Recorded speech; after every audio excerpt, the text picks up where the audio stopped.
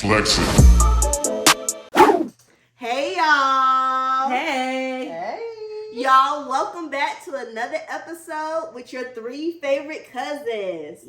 So today is February the 2nd of the year 2024. So number one, that means we've made it through the first month of 2024. Woo-hoo. Yes. But also, y'all, this is February. Like, this is a very huge month for a number of reasons. This is the month of love because there's Valentine's Day. Also, this is the month of Black History Month. Yes. So your three favorite cousins had to come through and just shine light and show love and just appreciate the Black culture. Yeah. We root for everybody Black. Yes. So in this episode, we're going to talk about Black culture. What y'all feel about that? How y'all feel about that? I'm with it. I love us. We like to celebrate us, not just in February, all year long. So I'm just excited to just delve into, our culture. Yeah, I feel like that there are so many points that we can hit on. Yeah. I'm just ready to dive right in. Yes. And like Mimi said, Black History Month, yes, we celebrate it in February.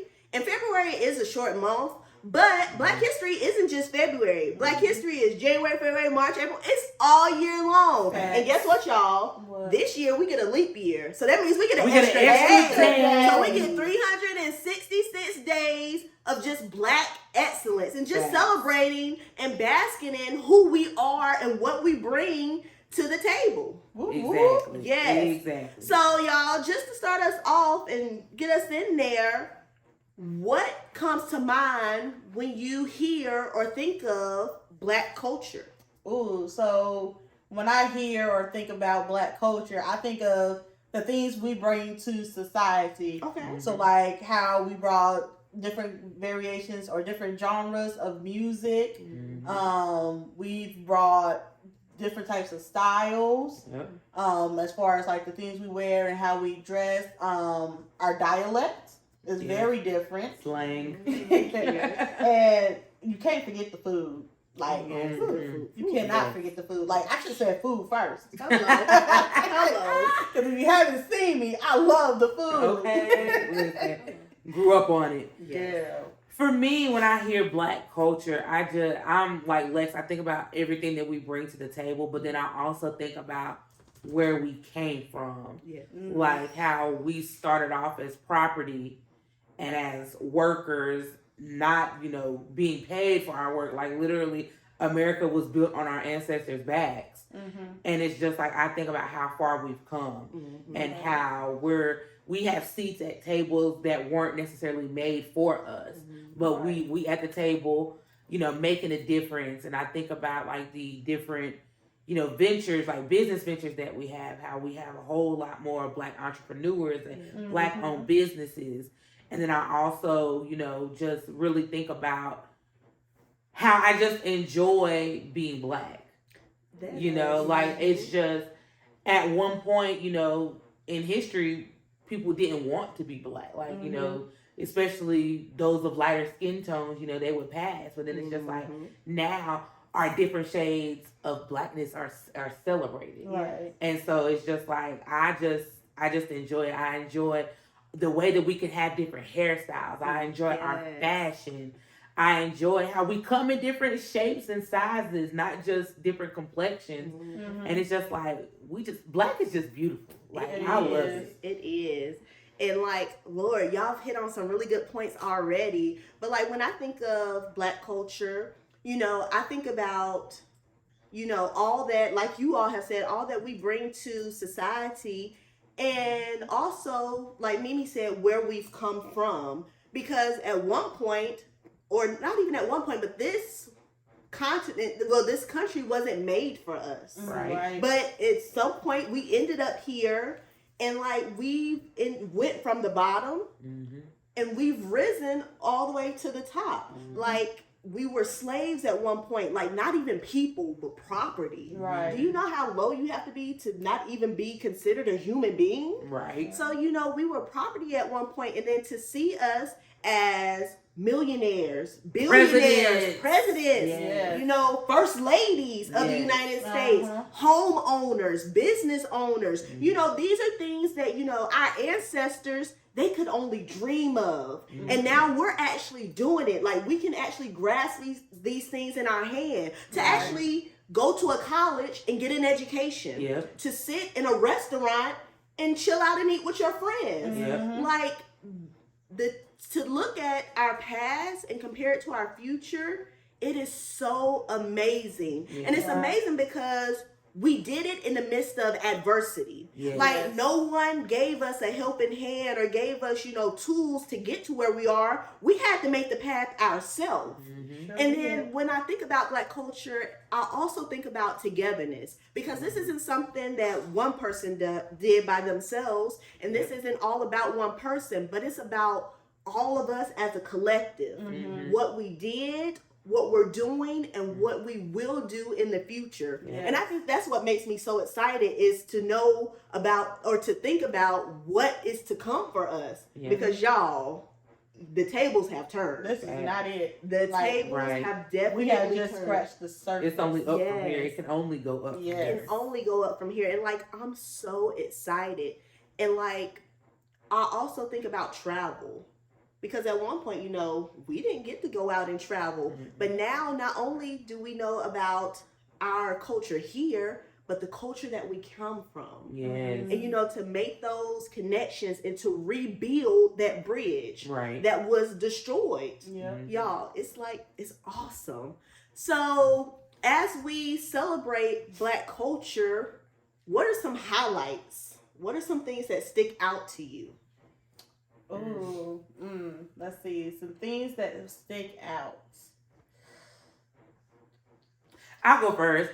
I would say for me, something that sticks out, and it happened recently, is the fact that Juneteenth is now recognized as a holiday.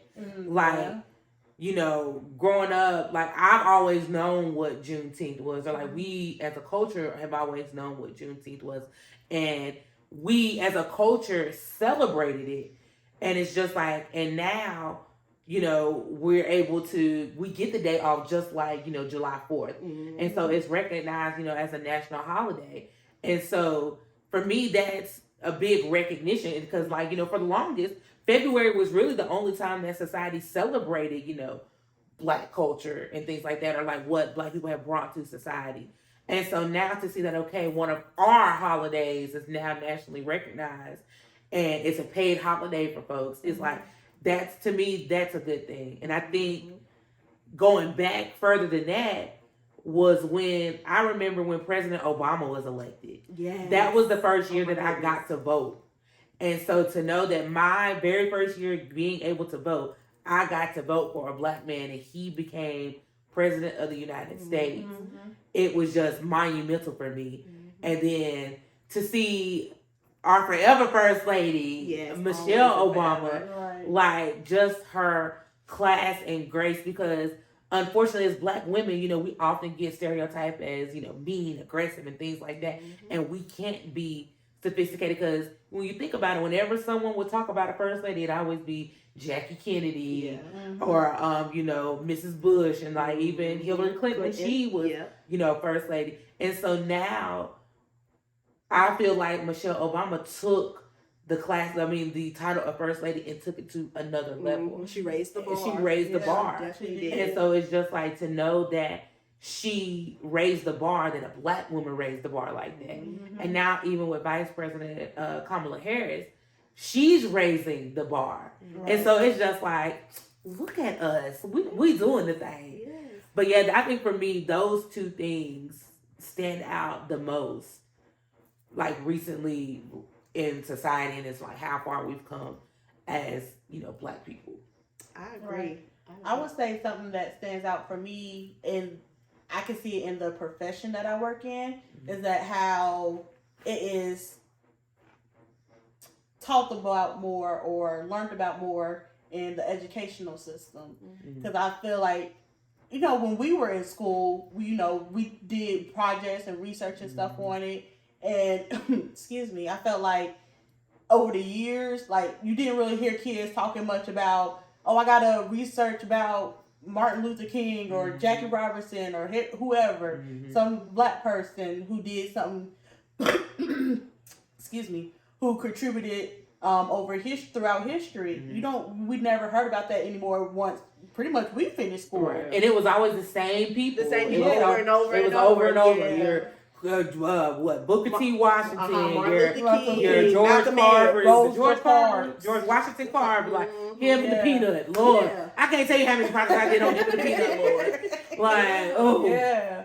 And like now, I'm working in the school system, so I see how they're trying to teach kids more about it. So like they're not just going through life thinking, hey, we've always been together. Right. Like no, like they actually get to see pictures from back in the day where it was just like a class of just white kids and a class of just black kids, and like they could see the difference and how we weren't allowed to be together. How certain people had to come out of their comfort zones and take that stand to make the differences that needed to be made, right, and stuff like that. And I just think it's amazing that it's being brought back into the school systems. Yeah.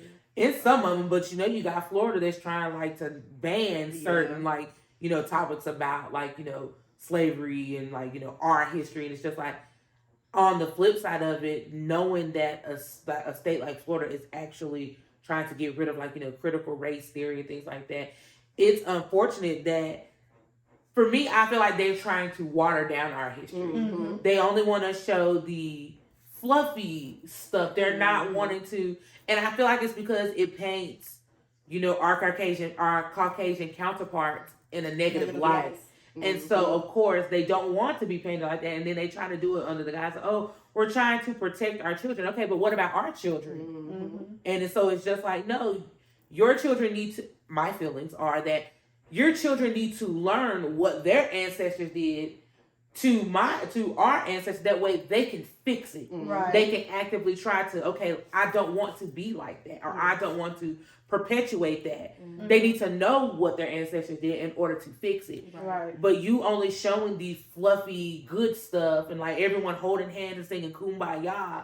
That's not the ins and outs of slavery or the civil rights movement. And also, the popular statement is that history always repeats itself. Right. So if we don't want history to repeat itself, we have to know what happened so that we don't follow those trends. Exactly. Like you can't fix something if you just sweep it under the rug. Right. So like I feel like them watering down our history, does that, kind of sweeps it under the rug like it never happened.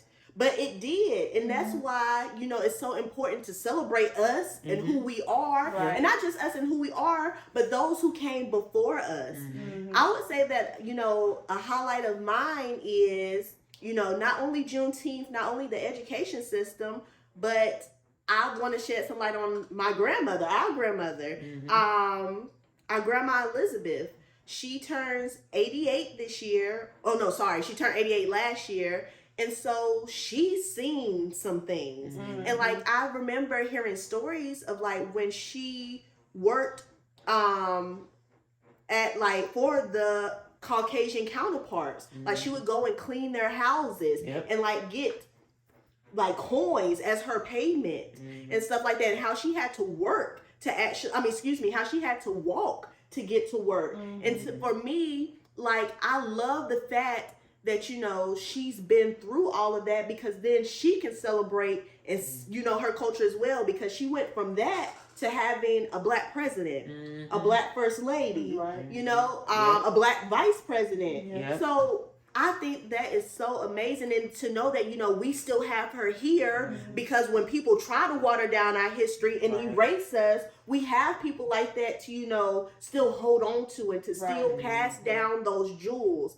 Because my biggest fear is that with them trying to, get rid of how Black history is taught, and when Black history is I'll say publicized, because like I said, Black History is all year round, but we only shed light on it, or everybody talks about it in February. So by them doing that, you know, it's kind of like erasing all the hard work that went on. And like, we have to talk about that hard work, because even today, work still has to be done. Yes, we're in a better place, but we're not where I feel like we need to be. Like, I still feel like things aren't equitable across the board. And at the end of the day, that's what, you know, our ancestors wanted. That's what we want. That's what we want for our children and future generations to come.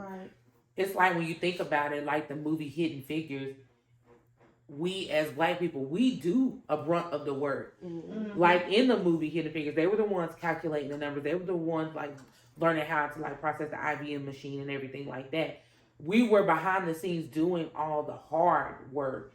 And it's just like, but you don't hear about our contributions. It's just like, for instance, you could have a agency where the people, where every agency has a hierarchy. A lot of times your Black and brown people are at the lower part. And then of course, you know, you have the whole thing where they started doing like, you know, the diversity hiring. And so every now and then you may see one of us towards the top, but not all the time is it we're all the way at the top. And it's just like, to me, it seems as though it's a pacifier. So that way it's just like, so that way they can't say that like we're not diverse and we're not inclusive. Let's plop somebody up here towards the top to make them feel as though they're making it, but really that person really doesn't have any power. They still have to run everything by us. And you know, that's my feelings on how it was at the, you know, the speech therapy place where we work.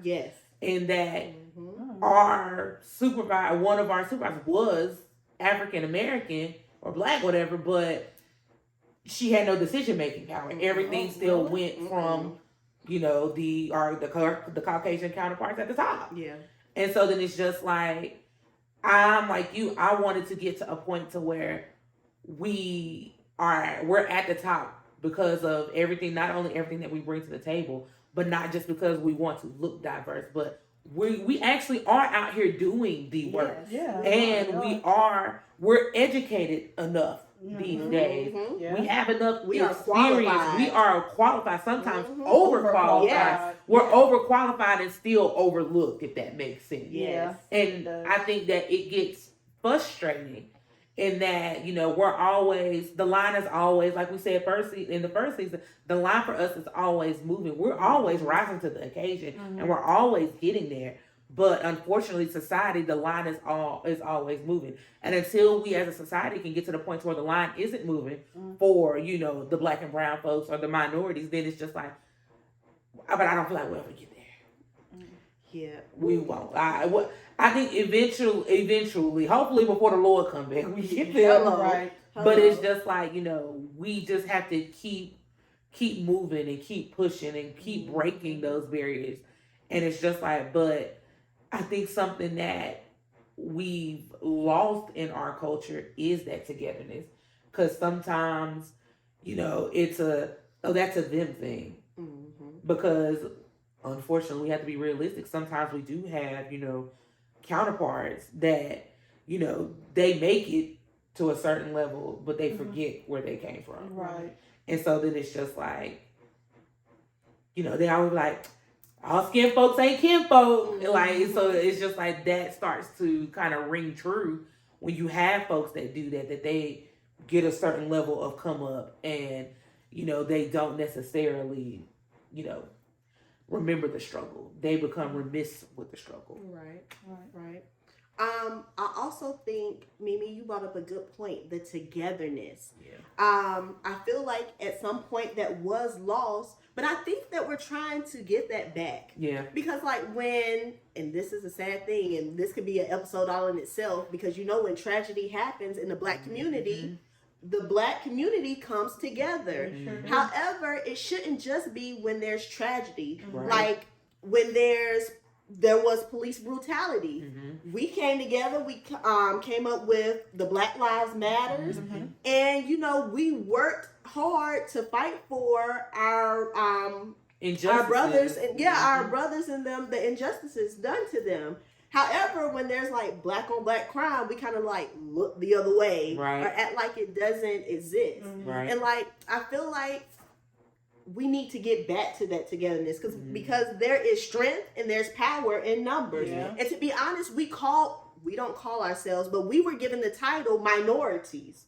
However, if you look at the numbers, we are far from the minority. So why is it that, we are one of the largest demographics, but we still go through as much as we go through, or we're still treated as we're treated? And it's because we don't stick together. Yeah. And then I think that still stems from how when this newer generation, how they were younger, they really weren't taught all this stuff. So they don't really know how to, like you said, they don't know. So it's repeating itself. They don't know how to come together. That, and it's just like, we grew up with the village mentality, meaning that if I'm outside and playing, and my mom is in the house and my dad is in the house, the neighbor was watching us to make sure that we were good. And it's just like, I think that sense of, it takes a village, like it's become a small village, because now you have people, well, you can't talk to my kids this way. You can't, well, I'm not saying to be able to like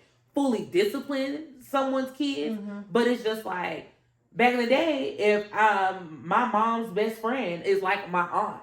And so, like, if I was doing something, my aunt would get me together, and it's just like, we don't do that. A lot of black families don't do that anymore. They don't have that village mentality. It's you can't talk to my kids. They will start fighting each other instead of having the mindset like, oh, you were looking out for my child's best interest. You were trying to keep my child safe. And so then it's just like between that. And then I think that it's a little controversial to say, but I mean, it wouldn't be me if I didn't. I think that it still has some connotations from, slavery. Unfortunately, black people, we have some black people, we still have the crabs in the barrel mentality. Yeah. And so we don't want to see the next person come up. So, of course, we're going to, bring them down. And I think that there's more crabs in a barrel than it used to be, because we did used to look out for each other. And now we don't. It's like every man for himself, God for us all. But then it's just like, I agree with you that I think the Black Lives Matter movement kind of began to try to, and it has shifted it back to, okay, the only way that we're really going to see change is if we work together. Right. It's just like, it would probably work like the way that the civil rights movement worked. Yes. Like they all came together and, they had great change. But with Black Lives Matter, there are certain folks that just like, they don't, buy into it. And it's like, because when it's not directly impacting them, like it's not necessarily their brother or their cousin or their father, even though, but my mentality is that it may not be someone that's directly related to me, but they look like me. Right. They look like me, and they look like someone that I care about. Yes. Because it could have easily been one of my brothers. It could have easily been my dad. Right. And it's just like that we become more divisive, like here in this day and age.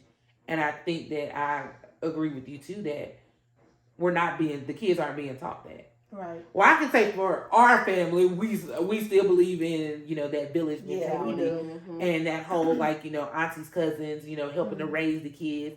Like I can say for our specific family, I know that that's still alive and true, but run strong. Right. But for some families, it's not. But that's how it used to be back in the day. Like it's interesting, and I've always believed that.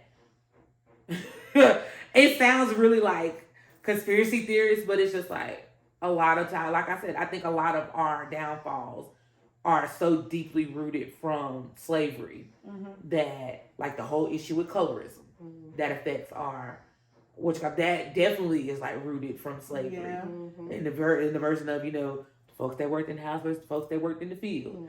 And so then it's just like, and it's just trickled down through the generations, and it's just changed faces. Yeah.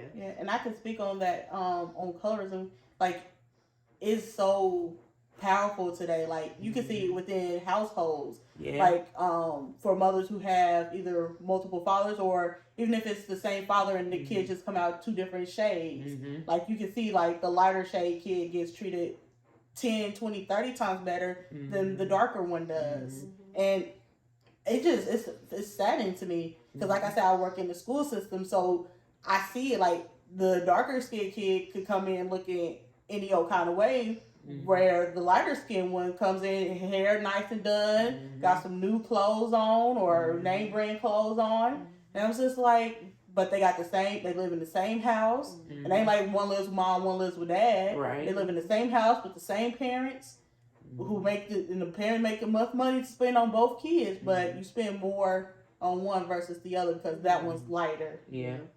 And I remember at one point in my life, I was always like, when it came time for Black History, I wouldn't say I dreaded it, but I was like, here we go again, because they always talked about slavery.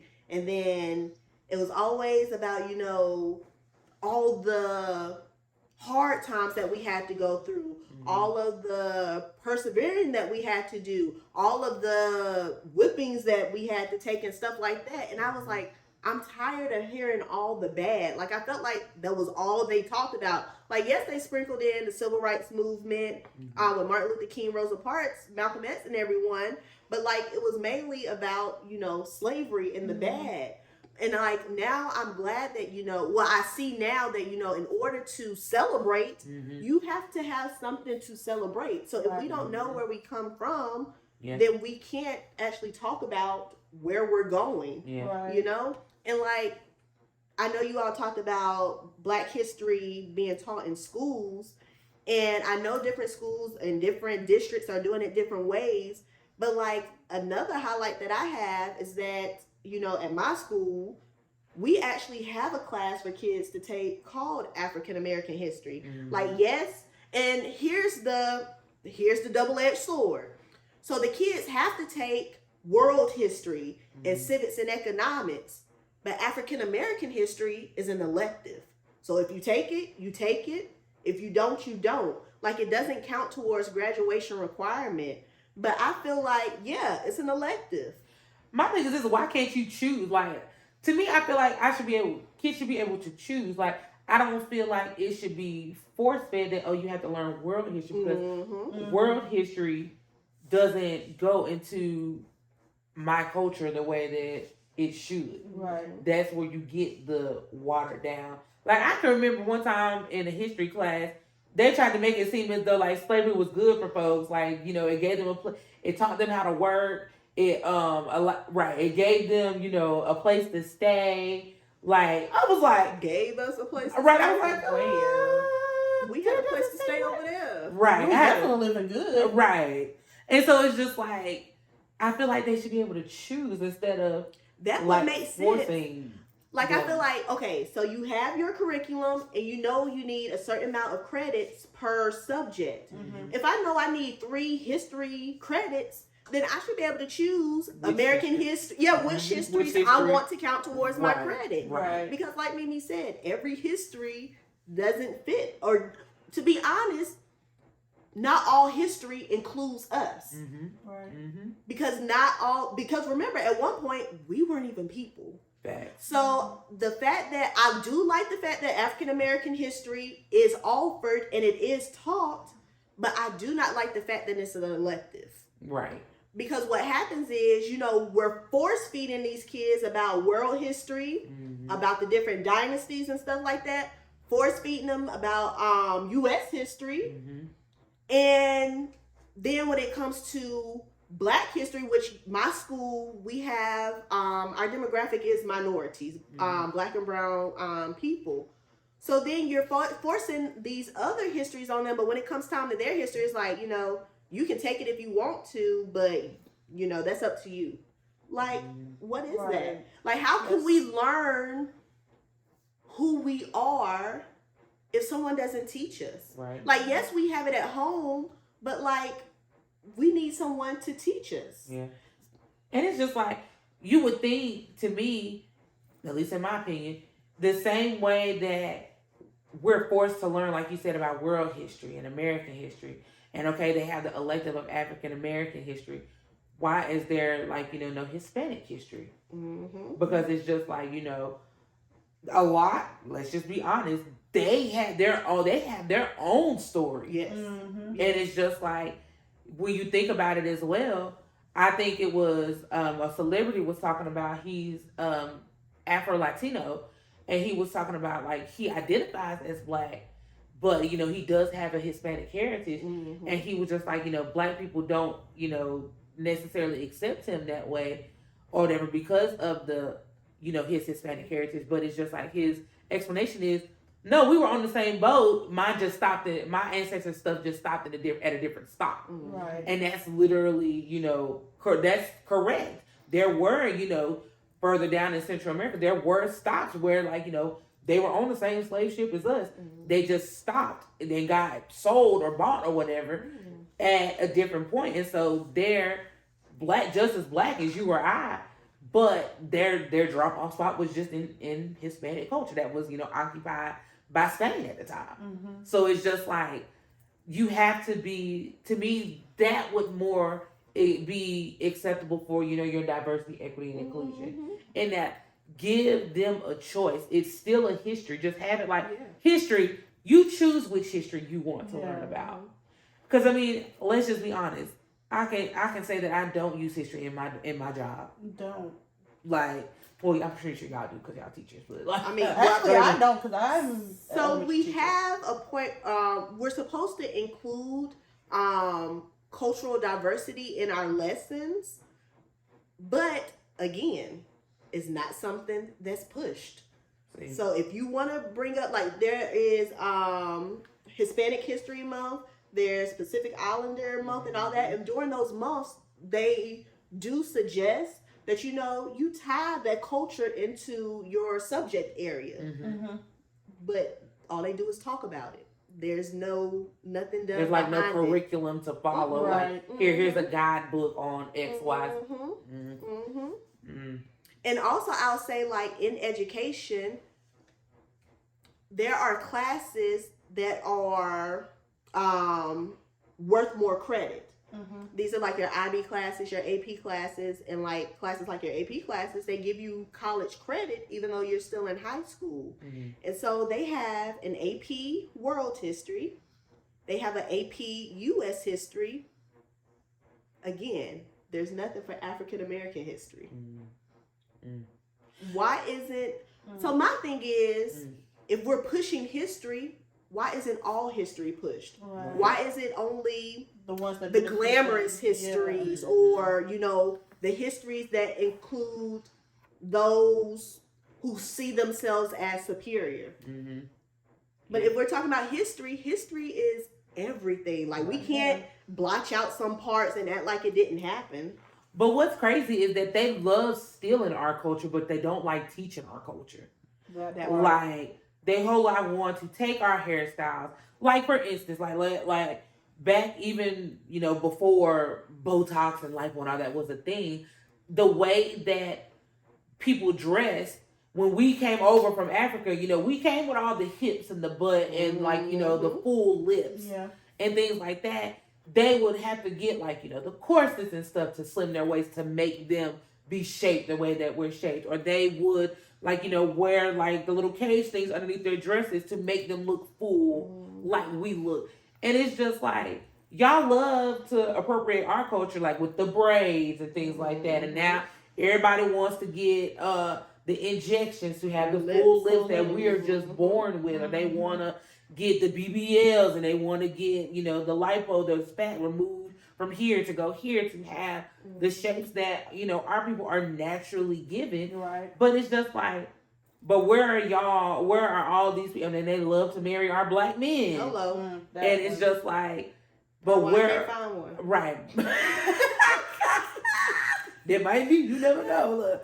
But they don't want to support our causes. Like, they some of the quietest ones when it comes to Black Lives Matter. And then it's just like, but then they want to jump on but then they become bandwagoners once they see that, folks are getting a lot of traction. I'm getting a lot of likes and things like that. Let me go on and just jump on the bandwagon. Right. And one thing I'll say is, yes, they do that, but before they appropriate, they always make fun of us for doing it. Like before they started wearing the corsets and having those wide slips or cages, they made fun of Sarah Bachman. She had a small waist and a very big behind, and they put her on show in like a circus and let people come up and touch her and look at her and stuff, and they made fun of her. But then they turned around, and it's funny because everything they steal from us, that's how they do it. They talk about us for doing it, and you know, we kind of die down with it, and then here they come like it's the newest fashion trend. So like they made fun of her, but then they went and did the same thing. Right. They made fun of us for our braids, but then they'll go to the Bahamas or go on vacation just to go get their hair braided. They made fun of us for how we talk, but then they turn around and they talk the same way that we talk, using our slang and stuff. They make fun of, you know, our style and how we dress, but then turn around and they wearing skinny jeans. And they're, you know, wearing the Jordans and, you know, the Nikes and stuff. So it's always, I think it's I don't want to say double-handed, but it's like a slap in the face. Because here I am in my authentic Black self, and you criticize me, and you down me, and you make fun of me, and you make me feel like I'm not worthy of, you know, being who I am. And then you turn around and you try to make yourself who I was born to be after you just told me I'm not worthy of being who I am. Like, that is the craziest thing I've ever heard of in my life. But yet they do it and they get away with it. And it's just like, I remember when I was starting my locks, I had a white counterpart ask me like, well, what's going on with your hair? Like, what are you doing with your hair? And I was like, well, I'm trying to lock it. And so then in her inquisitiveness, one of the things she said was just like, I was like, yeah, I can't, because you know, when you start your locks, you can't wash it for a while. And so I was like, yeah, I can't wash my hair, you know, for a while. And so that way, you know, because it'll mess with the process. And the response was, well, I was always taught that you're supposed to wash your hair all the time. That's just good grooming. And I wanted to respond with, so you trying to say I'm dirty? Like, what are you trying to say? That's what you're trying to like, and so it's just like, but then it's just like, you go on vacation and like you said, you go and get the braids. They want the braids and the dreadlocks like us. But then it's just like, but you're like, y'all's messy, nasty version of y'all's dreadlocks is not my locks. They're not the same. They're not one and the same. But because you're not educated or you're not trying to, you know, learn, then it's just like, that's what you associated with. And so it's just like, no. Those are two different things. Like, but your people got it from my people. Like, let's be clear. Let's be really clear. Or it's just like, for instance, it's small, but I've noticed a lot more white people using Carmex. You know, Carmex was our thing. That was our go-to. That's our jam. Okay. And they had their little Burt's Bees and stuff like that. Now all of a sudden, and that little one that came in the egg looking thing, I think was the Yes. And now all of a sudden, everybody want to use Carmex and Vaseline. Excuse me. Like, go back to your little Burt's Bees and leave us alone. And then it's just like, but on the flip side of it, they get mad when we start to be like, for instance, I went to a predominantly white high school, and the thing back then was Vera Bradley. And I remember now I was working, I had gotten my first job, and so with my first paycheck, I bought myself a Vera Bradley purse.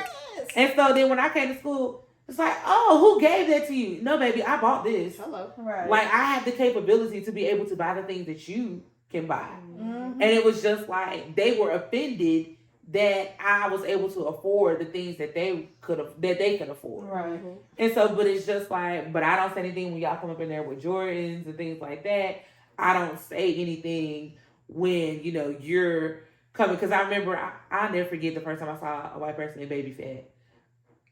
Because y'all remember back in the day, that was our thing. Yes. Fat Farm and Baby Fat, that was our thing. Yes. And I was like, I'll never forget, she had the Baby Fat velour suit.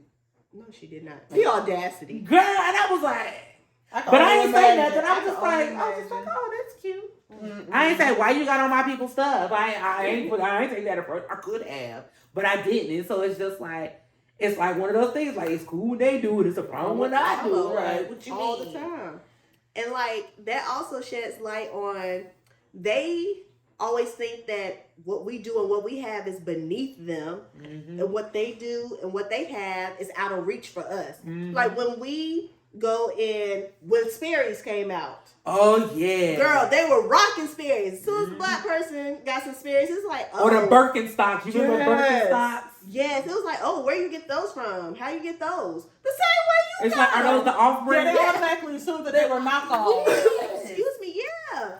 And like, that's just so crazy to me. Like, our stuff is beneath them, but yet they turn around, and once they see, like you said, once they see it getting popular and they see it on TV, they run to go get it. Yeah. And then also, the things that we do, the things that we have are a part of our culture. You know, they're things we work hard for, but they see it as a trend. Like it's something that you can do one day and then change it the next day. This ain't something I can wash off. Y'all, I've been taking a shower for the past 30 years. This ain't going nowhere. Nowhere. You know, this is something that, you know, I mean, I can change it chemically, but this is who I am. Right. This is a part of my culture. Right. Like, and it's a difference between you and I having locks and then our Caucasian counterparts having locks, because in all actuality, this is like a connection to our heritage, a connection to our ancestors. Ma'am, sir, who are you connecting to? Nothing. And to be honest, if we're trying to progress in this world, you don't need to be connecting to those people, if we're being quite honest. Right. So the fact that, you know, and that's the thing, they do what we do, not understanding the meaning behind it, not understanding the tradition, not understanding the culture. Right. They just think that we're a style. Right. We're something you can do, like a fad. Yeah. You like us one day, don't like us the next day, pick us up next month, and then like when we're beneficial to you, you love us. But as soon as we become, you know, an enemy, or we have an opinion, or we speak against what you feel is right, it's like, oh, no, I don't like you no more. Right. I can remember when I joined my sorority after I crossed, and I can remember I was at a predominantly white school at the time. We had Relay for Life. And if anybody is familiar with the Divine Nine, y'all know when we all get together, we can't be we get there. And I can remember the Relay for Life, it was going on all night. And there was, you know how the cues get. And they went to barking. And then Lord. I remember, calm yourself down. And that's my black culture right here. And I remember one of my Caucasian friends at school like, why do they do that? Why do they like barking like dogs like that? And I'm just like, but sis was at all the step shows, was at all the probates and things like that. Like, and then I can remember so one of my line sisters is white. Okay. My ace is white. Okay. Shout out to my ace. And so I can remember, of course, you know, being in sorority, like there were white sororities and stuff like that. And I can remember my line sisters and even our pros would ask, why do you want to join, you know, a black sorority and things like that. And so she's like this really like tiny white girl. And so she was just like, you know, that stuff doesn't matter to me. Like, I respect you. Because I won't deny, I thought it was a little like, are you trying to like culturally appropriate? Like, you trying to step what we doing? But then it's just like, you know, when she was just like, it's not about that for me. She was just like, it's the sisterhood that attracted me. And so then I was just like, okay, girl. So you know you're doing something right. Right. And so then it's just like, and then, you know, the things that, you know, our organization was doing on campus and everything, like, and the inclusivity, because, you know, she is, you know, a member of the LGBTQ plus community.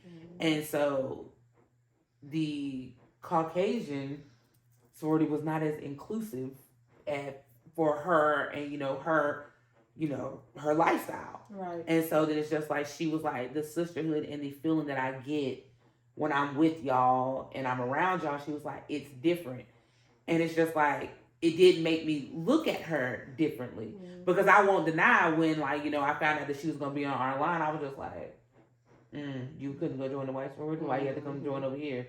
But then it's just like, hearing her say, like, you know, about the sisterhood and stuff like that. And then it's just like, I was like, okay, she an interesting bird, I say that. But I love her dearly. But it's just like, you know, for me, it was a eye opener. And I would be remiss if I didn't say I do, you know, appreciate our white counterparts that are actual allies. And not just doing it for the fad of it all. Because you do have some people that are hopping on, you know, I'm all about diversity, equity, and inclusion. I'm all about Black Lives Matter. I'm all about creating safe spaces for people of color, but they're just doing it to be a bandwagon and not necessarily really delving deep into what that looks like. And they make the ones who are really, you know, trying for us or whatever. The ones who are really for us, they make them look bad. Like, we would have to, like, second guess her.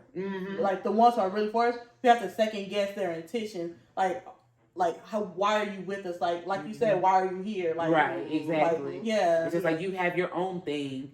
Why can't you, you know, go do your thing? Right. But then it's just like, when you're doing it for the right reasons, it does make, you know, a difference. Yes, a huge one. It does. And y'all, this is going to have to be like multiple episodes. We can talk about Black culture forever. Yes. But, you know, as we come to a close, you know, they have these sayings. And I want to leave these with you all that, you know, once you go back black, you never go back. The black and the berry, the sweet of the juice. Yes, and that's, you know, we say that and we laugh, but it's so true because the Black culture, though we've been through so much and we have every reason to have our guards up, we are the most open and welcoming community that I believe is out there. Like, we take in those that others have discarded and we treat them like family.